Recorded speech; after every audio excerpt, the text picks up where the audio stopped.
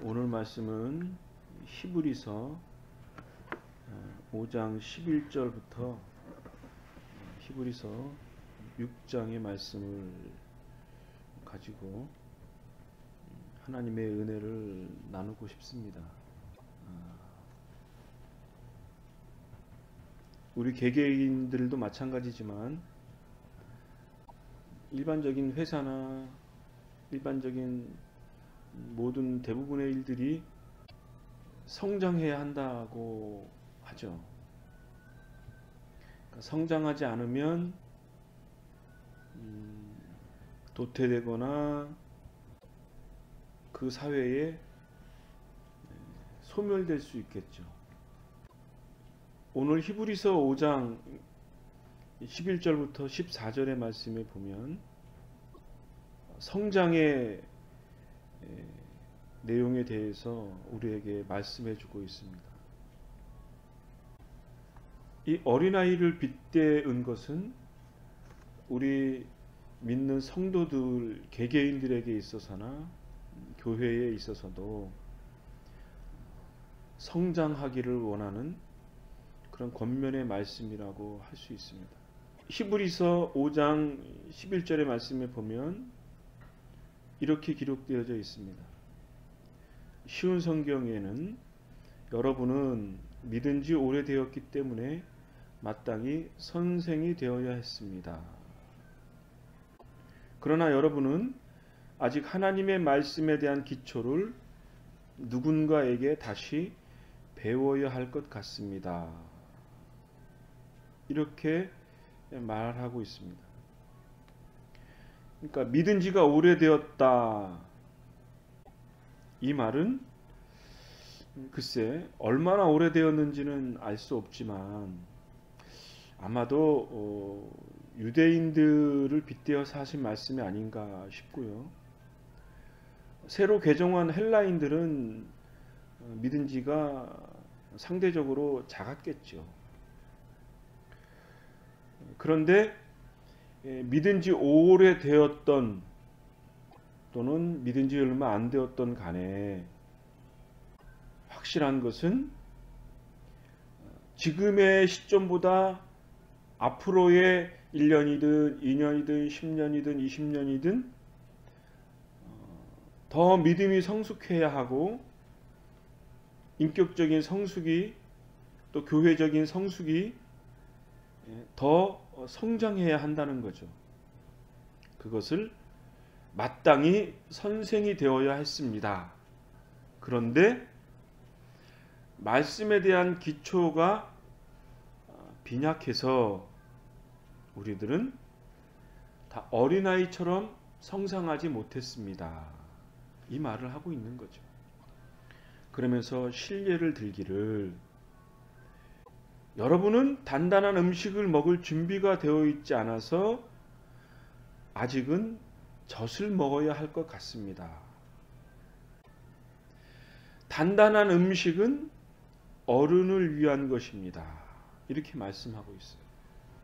우리가 애들을 키워봐서 알지만 애가 태어나면 아무것도 먹지 못하고 엄마의 젖을 먹지요.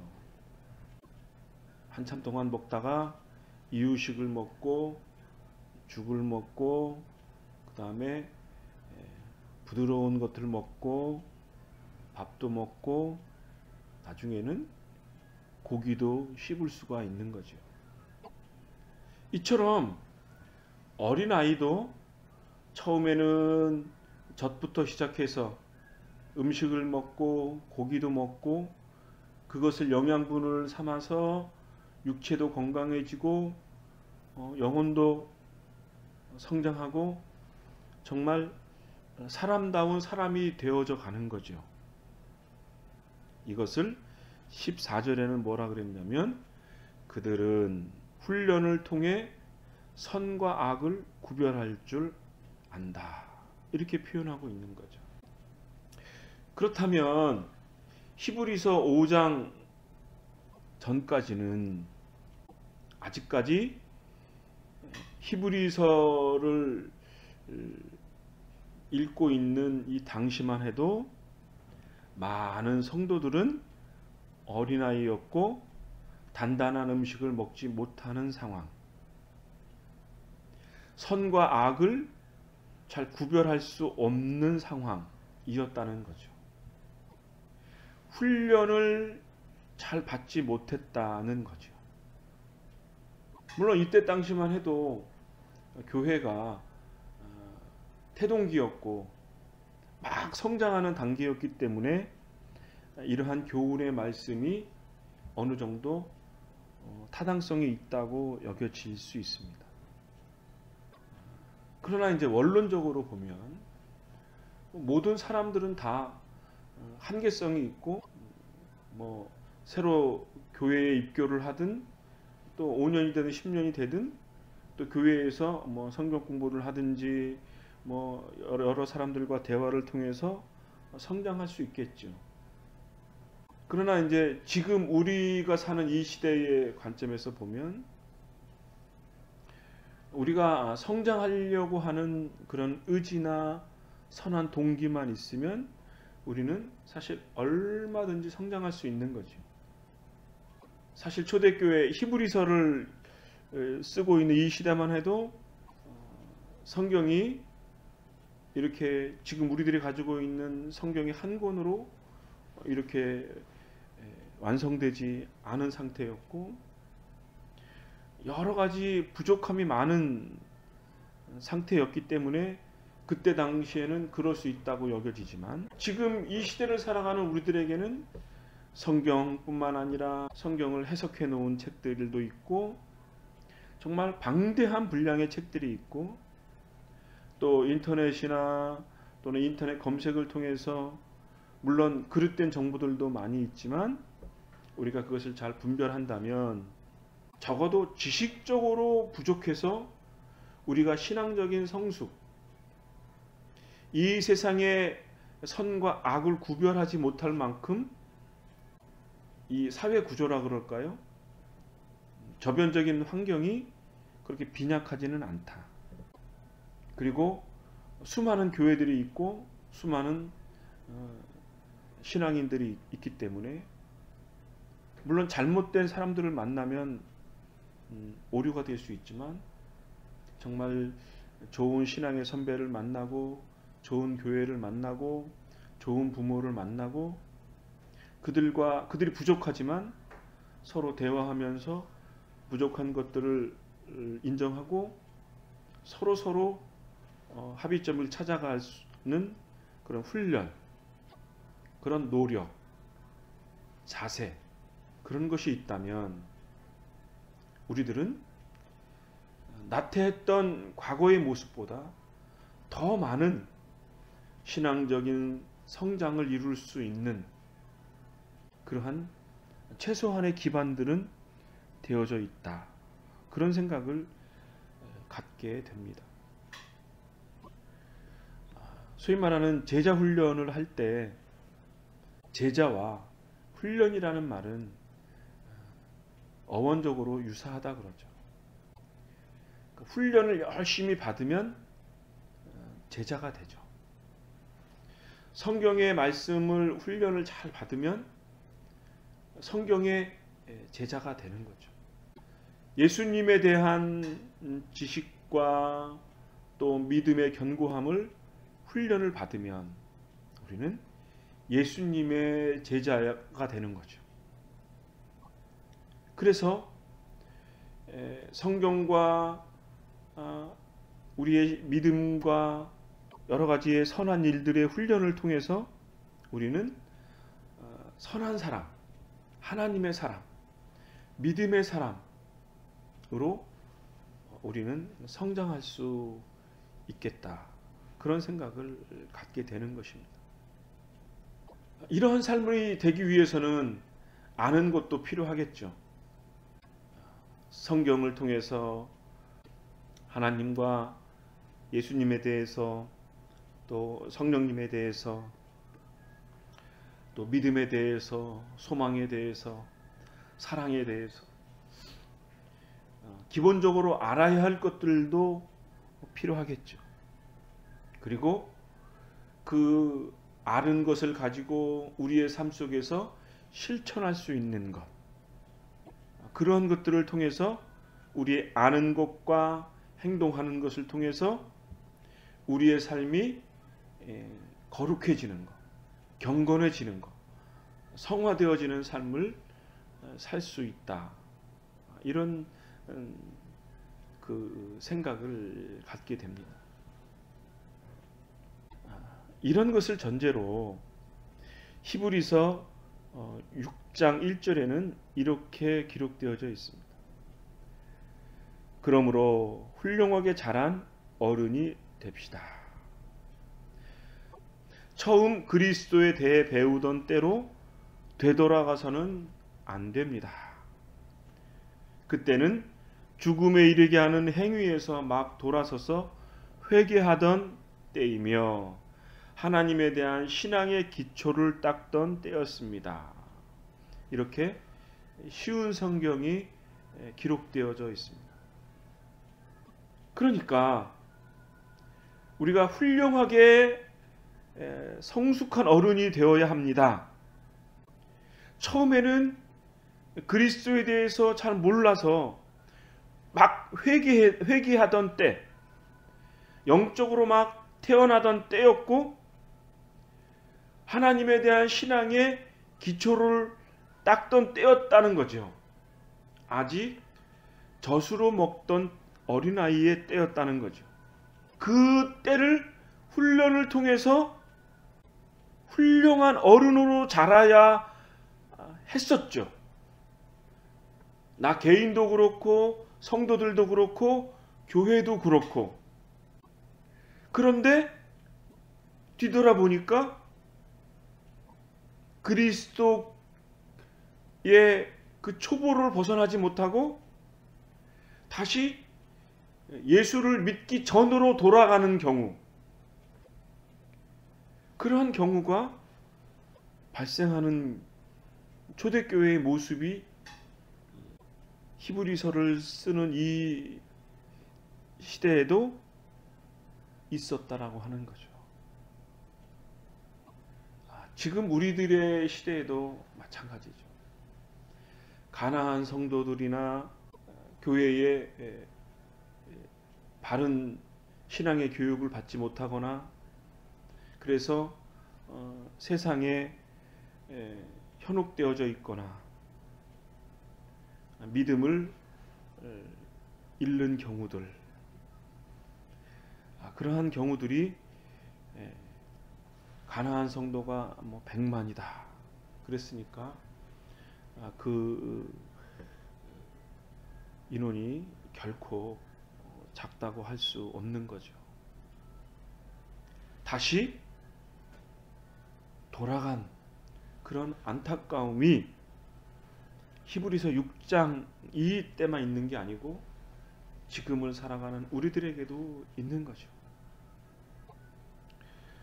히브리서 9장 14절에는 이렇게 기록하고 있습니다. 그렇다면 영원하신 성령을 통해 하나님께 자기 자신을 완전한 제물로 드린 그리스도의 피는 어떻겠습니까?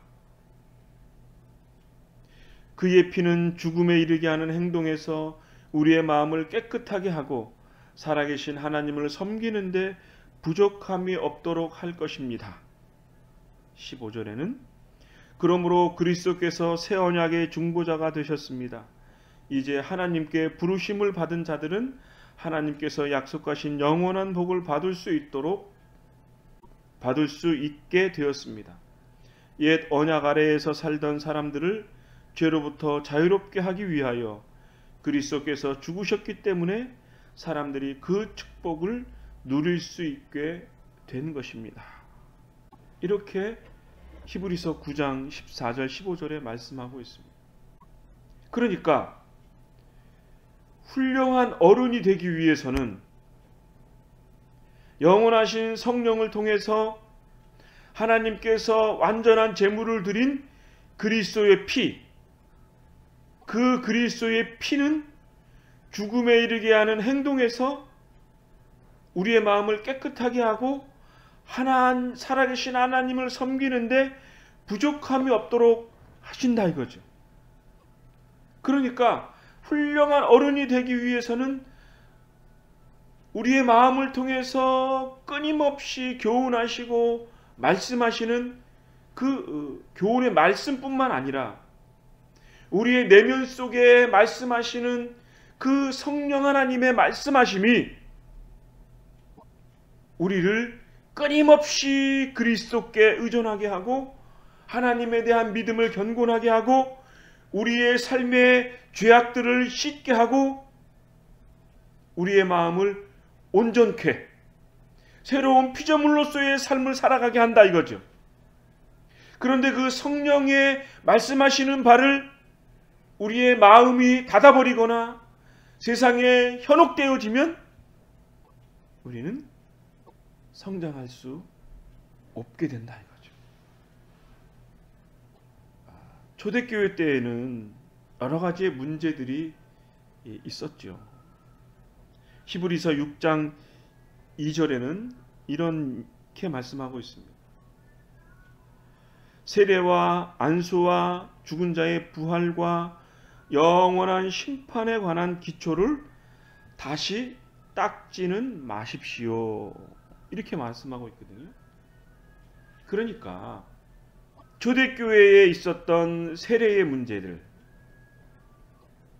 유아 세례의 문제라든지 유대인의 할례와 헬라인들이 교회 안에 들어왔을 때에 세례를 받아야 되느냐, 할례를 받아야 하느냐 이런 문제들, 침례를 받아야 되느냐, 안수의 문제들, 죽은 자의 부활, 영원하신 하나님의 심판에 대한 문제들에 대해서 끊임없는 논쟁들이 있었죠. 그리고 사도들은 이 교회 내의 문제들에 대해서 말씀으로 교훈하고 편지를 통해서 글을 남기고 교회 내에서 끊임없는 대화와 토론을 통해서 어느 정도 이렇게 정리가 되었었지요. 그런데 그러한 문제들에 대해서 어느 정도 정리가 됐음에도 불구하고 그러한 문제들을 다시 논쟁을 삼는다 이거죠. 그래서 교회가 더 혼란스러워질 수 있었겠죠. 그러니까 히브리서 6장 2절에는 그러한 문제들에 대해서 다시는 기초를 닦지 말라, 다시는 논쟁화하지 말라 이렇게 말하는 거죠. 하나님께서 허락하시면 우리는 어른으로 성장할 수 있다.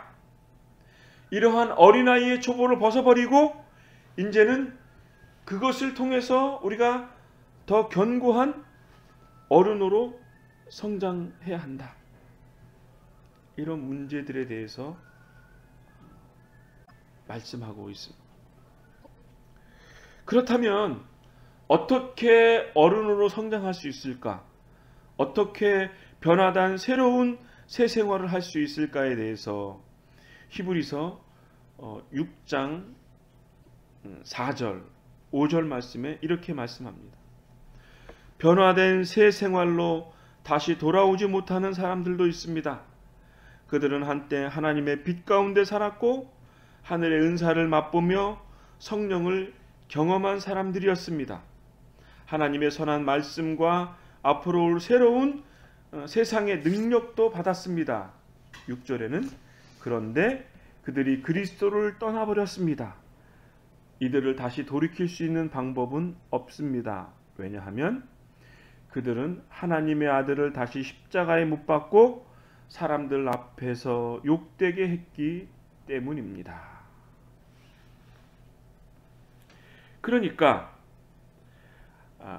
여러 가지 교회 내에 문제들이 있어서 그들이 새롭게 변화된 새로운 영적인 삶, 새로운 교회의 생활에서의 영적인 삶을 살아가지 못하고 이들은 그리스도를 떠나버렸고 그리스도를 다시 십자가에 못 박는 그러한 영적인 죄를 범했다 이거죠.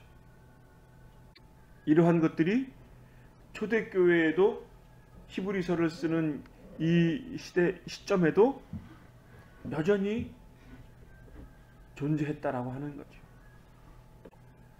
데살로니가후서 2장 9절에서 12절까지의 말씀에 이렇게 기록되어져 있습니다.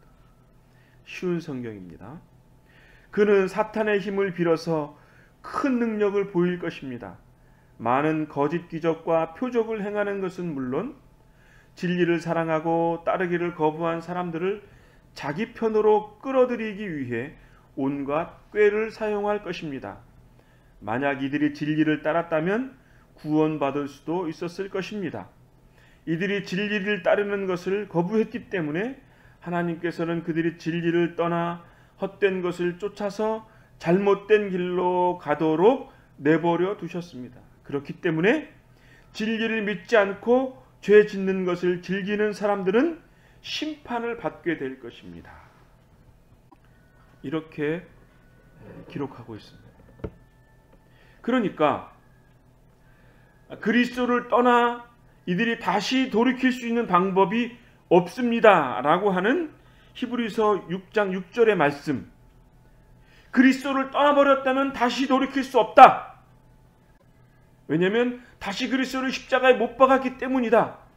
사람들 앞에서 그리스도를 다시 욕했기 때문이다 라고 한 이 불신앙의 행위는 뭐냐면 단순하게 그리스도를 부인하거나 어떠한 순간적인 실수나 그러한 것이 아니었다라고 하는 거죠. 예를 들면 베드로가 닭이 3번 우니까 그리스도를 부인한 것이 마음에 찔려서 밖에 나가서 슬피 울지 않습니까? 그럼에도 불구하고 그리스도께 나아갈 수 없었어요. 왜냐하면 그리스도 앞에 나아가면 군중들이 베드로를 자기 자신도 십자가에 끌고 나가서 죽일 수 있는 두려움이 있었기 때문에. 그러나 그의 한편 마음속에는 자책하는 눈물의 애통함이 있는 거죠. 그런데 히브리서 6장 6절에 있는 그리스도를 떠나버렸다라고 하는 것은 좀 전에 말씀드렸던 베드로의 경우와는 조금 다른 거다 이거죠. 데살로니가후서 2장 9절에 있는 것은 그는 사탄의 힘을 빌어서 이렇게 표현하고 있거든요. 그러니까 온갖 꾀를 내어서 진리를 따르는 것을 아주 강경하게 거부했다. 이러한 의미였죠. 그렇기 때문에 의도적으로 아주 강력하게 지속적으로 그리스도를 거부한 것, 마치 사탄의 힘을 빌려서 의도적으로 간교하고 집요하게 그리스도를 욕되게 하는 행위, 그러한 그리스도를 배교하는 행위, 그 행위에 대해서는 하나님의 심판을 면할 수 없다. 이런 의미인 거죠. 히브리서 10장 26절에는 이렇게 표현하고 있어요. 만일 우리가 진리를 알게 된 후에도 일부러 계속 죄를 짓는다면 그 죄를 씻을 제사는 없습니다. 거기에는 오직 심판을 기다리는 두려움과 하나님을 거역하며 사는 자들을 태워 없앨 크고 무서운 불만 있을 것입니다. 이렇게 말한다 이거죠. 일부러 지속적으로 악하게 그러한 지속적인 죄를 짓는 죄는 하나님의 심판밖에 없다. 이렇게 말하는 거죠. 마태복음 10장 32절 하반절에 이렇게 표현하고 있습니다. 누구든지 사람들 앞에서 나를 인정하는 사람은 나도 하늘에 계신 나의 아버지 앞에서 그를 인정할 것이다. 그러나 누구든지 사람들 앞에서 나를 모른다고 하면 나도 하늘에 계신 나의 아버지 앞에서 그를 모른다고 할 것이다. 마태복음 12장 31절의 말씀에는 그러므로 내가 너희에게 말한다. 어떠한 죄나 신성모독의 말을 하는 말은 다 용서를 받겠지만 성령을 모독하는 죄는 용서받을 수가 없다. 인자를 거역하는 말을 하는 사람은 용서받을 수 있다. 그러나 성령을 거역하는 말을 하면 이 세상에서 오는 세상에서도 용서받지 못할 것이다. 이렇게 말씀하고 있습니다. 그러니까 히브리서 6장부터 데살로니가후서, 히브리서 10장, 마태복음 10장, 마태복음 12장 31, 2절의 말씀을 요약을 하자면 그리스도를 순간적으로 떠날 수는 있다.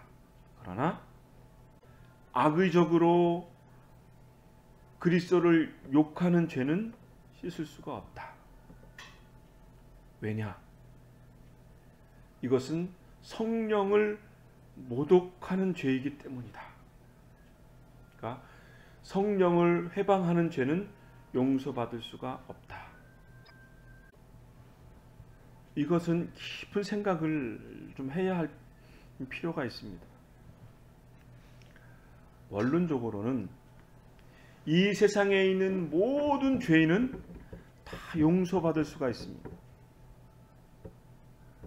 반복적으로 짓는 죄도 용서받을 수가 있습니다. 왜냐하면 예수님께서 십자가에 못 박히신 것은 이 세상에 있는 모든 죄를 씻을 수 있는 십자가의 완전한 속죄하는 제사였기 때문입니다. 그렇기 때문에 우리가 어떠한 죄를 지든 그 죄를 그리스도 앞에, 그리스도를 통해서 하나님 앞에 내어놓으면 용서를 받습니다. 그러나 성령을 모독하는 죄는 용서를 받을 수 없다라고 하는 이 말, 성령을 회방하는 죄는 용서받을 수 없고 하나님의 심판을 받는다라고 하는 것은 하나님께서는 우리에게 성령을 통해서 말씀하십니다. 물론 하나님께서는 성경 66권을 통해서 말씀하시고 또는 설교자를 통해서 해석되어지는 성경의 말씀을 강론하죠. 설교하죠. 그렇게 말씀하죠. 그런데 하나님께서는 성령을 통해서 인간의 마음속에 말씀하신다 이거죠. 이것은 성령 하나님만 아시고 내 마음속에 있는 하나님의 형상에 있는 인간의 양심, 영적으로 느낄 수 있는 하나님의 음성, 내 마음의 가책, 우리의 양심을 통해서 말씀하신다 이거죠. 결국은 성령 하나님만이 아시고 나만이 알 수 있는 것, 남은 절대 모르죠. 그런데 성령을 통해서 내 양심을 깨우치는 그 성령의 음성, 성령님의 말씀하심, 그것을 거역하면 하나님의 용서를 받을 수 없다 이거죠. 결국은 뭐냐? 성령께서 내 마음을 통해서 말씀하시는 그 음성을 의도적으로 지속적으로 거역하면 하나님께서 내 영혼을 통해서 말씀하시는 죄의 깨우침, 각성케 하시는 그 하나님의 말씀하시는 것을 거역하면 용서받을 수 있는 길이 없다는 거죠.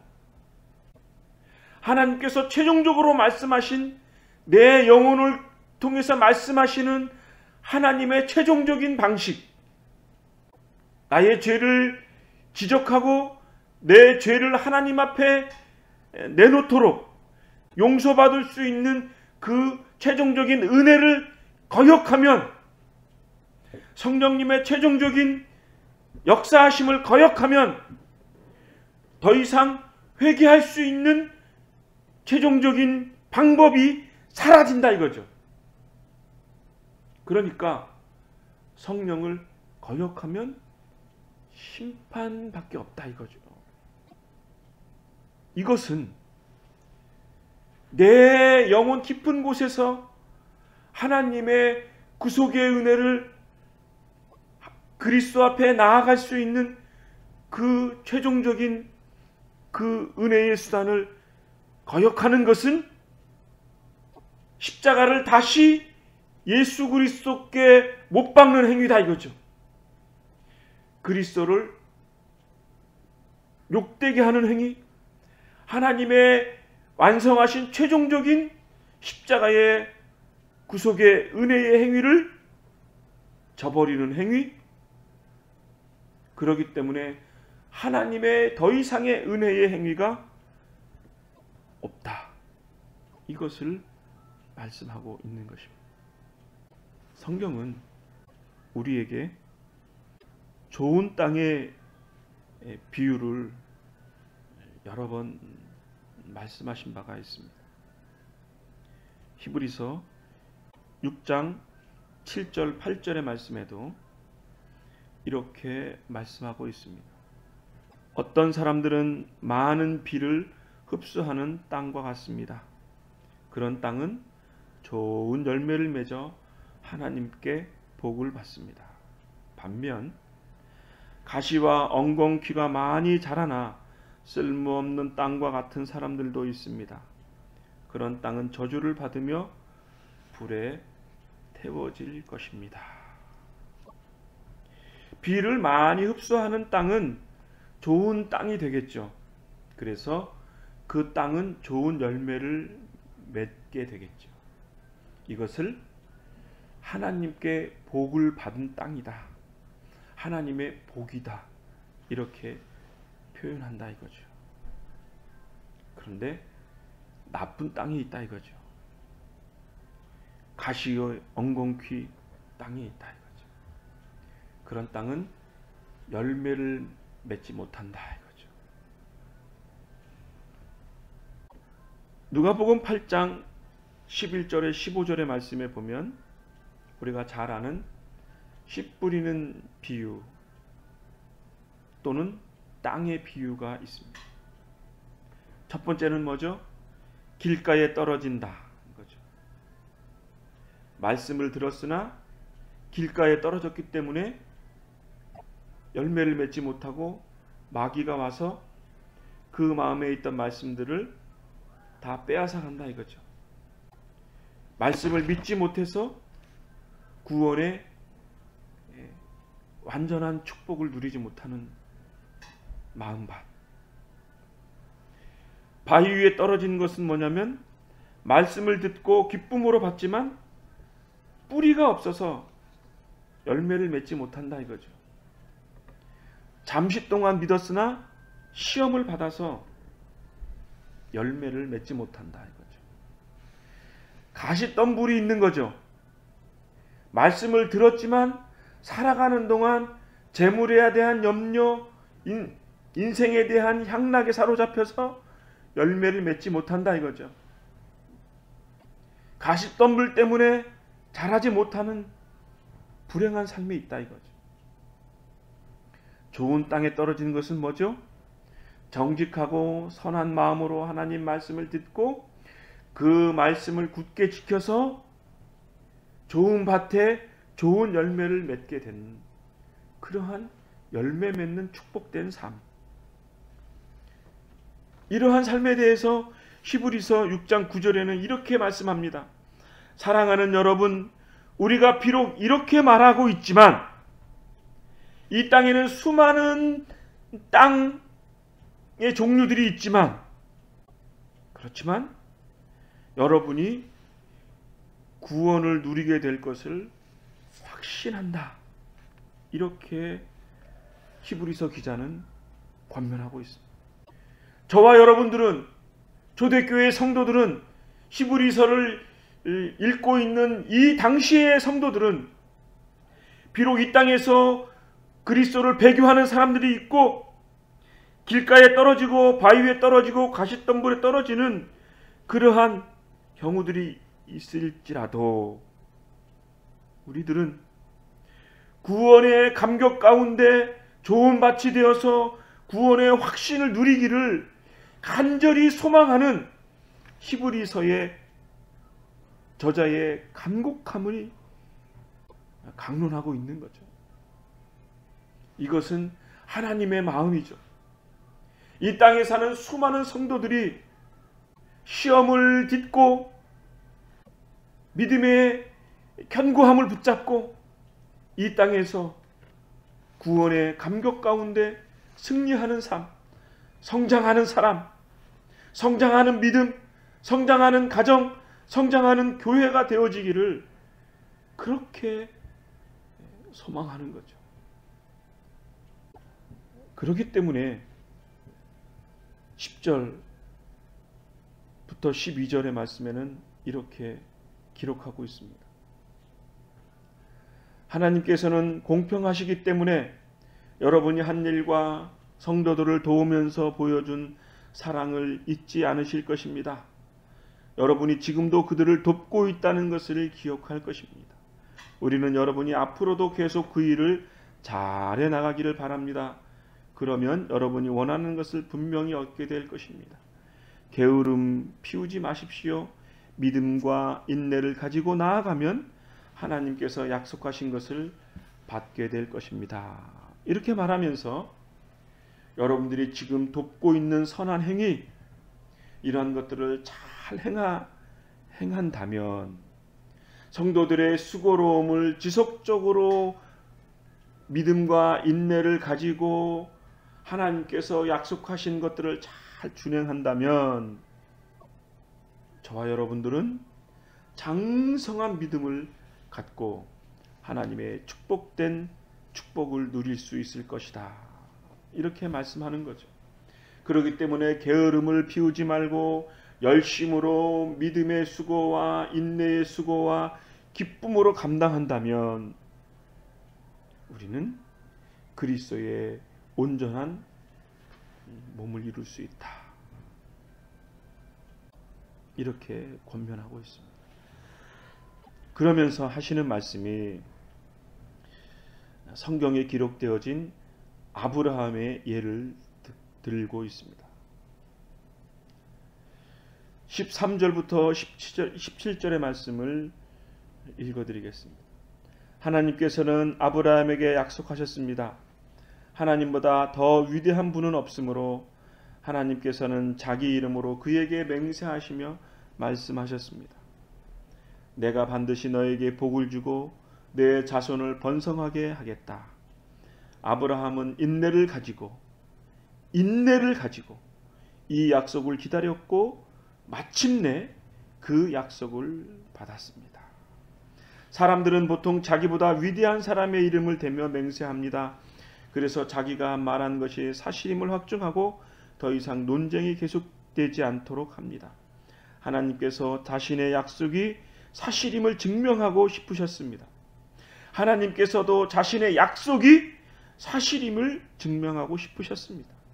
하나님께서는 자신의 약속을 받을 자들에게 이것을 확실히 나타내셨습니다. 그리고 자신의 계획이 변하지 않는다는 것을 그들에게 알리시려고 맹세로 그것을 보증하셨습니다. 이렇게 말씀하고 있습니다. 아브라함에게 약속하신 그 약속의 말씀을 아브라함이 인내를 가지고 약속을 기다리니까 하나님께서 그 약속을 이루셨다. 이것이 성경의 약속이고 확증한 바다 이거죠. 그렇기 때문에 우리들이 성장하기 위해서는 성장하는 믿음과 성장하는 가정과 성장하는 교회가 되기 위해서는 이 아브라함의 약속의 인내처럼 우리도 하나님의 신실한 약속을 믿어야 한다라고 우리에게 권면하고 있습니다. 그러면서 히브리서 6장 18절에 이렇게 말씀합니다. 하나님께서는 결코 거짓으로 약속하지 않으시며 거짓 맹세도 하지 않으십니다. 변하지 않는 두 가지 사실이 있는데 하나님께 피난처를 구하는 우리들에게 용기를 주며 우리가 받는 소망을 붙들 수 있는 힘을 주신다는 거죠. 우리에게 용기를 주고 소망을 붙들 수 있는 힘을 주신다는 거죠. 그리고 더 나아가서 하늘의 소망, 하늘의 지성소로 우리를 들어가게 하신다 이거죠. 19절 말씀에 우리가 가진 소망은 영혼의 닷처럼 안전하고 튼튼하여 그 소망을 통해 하늘 지성소의 커튼을 열고 그 안에 들어가게 한다는 거죠. 우리가 믿음의 소망을 가지면 하나님의 약속의 말씀을 붙잡고 인내를 갖고 우리가 산다면 하늘의 지성소를 믿음으로 굳게 붙잡고 영혼의 닻을 통해서 하늘의 지성소의 소망을 갖고 산다면 우리는 하늘의 지성소에 들어갈 수 있는 하나님의 크신 은혜를 허락하신다 이거죠. 우리가 저번 주에 말씀을 나눈 것처럼 마태복음 27장 52절의 말씀에 예수님이 운명하셨을 그때에 성전의 휘장이 위에서부터 아래까지 두 조각으로 갈라졌다는 말씀을 나눈 바가 있습니다. 이 땅의 지성소의 휘장이 갈라짐으로써 그리스도를 통해 누구든지 그리스도의 이름으로 하나님 앞에 나아가는 은혜를 허락하신 것처럼 하늘의 우편에 앉아 계신 그리스도의 그 영광의 보좌 앞에 저와 여러분들이 장차 하늘의 지성소로 나아갈 수 있다. 하나님의 영원한 하늘의 복된 그 영광이 저와 여러분의 삶 가운데 은혜로 주어진다는 것을 우리에게 말씀하고 있는 거죠. 그래서 히브리서 6장 20절 말씀에 예수님께서 우리보다 앞서 그리고 우리를 위하여 먼저 그곳에 들어가셨습니다. 예수님께서는 멜기세덱의 계통을 따른 영원한 대제사장이 되셨습니다. 이렇게 말씀하고 있습니다. 예수님께서는 우리보다 앞서 십자가에서 고통을 당하시고 하나님 우편에 앉아 계셨습니다. 그리고 우리보다 먼저 하나님 우편에 가셨습니다. 왜요?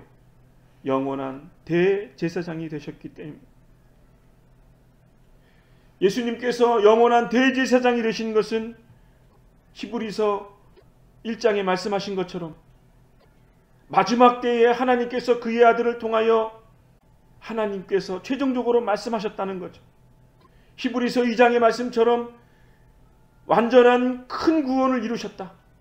하나님의 최종적인 구원을 완성하셨다는 거죠. 히브리서 5장 9절의 말씀처럼 예수님은 우리의 완전한 대제사장이 되시고 그에게 순종하는 모든 자에게 영원한 구원을 주셨다라는 약속의 말씀을 우리에게 확증하신 거죠. 그러므로 저와 여러분들은 그리스도의 구원의 은혜를 깨닫고 성령의 인도하심을 따라서 내 영혼의 성숙과 내 삶의 순결과 성화된 모습을 통해서 내 영혼이 성숙하고 믿음의 공동체에 연합된 그리스도의 몸을 이루고 신령한 은혜의 삶으로 장성한 믿음에 이르게 되어지기를 간절히 소망합니다. 기도하겠습니다.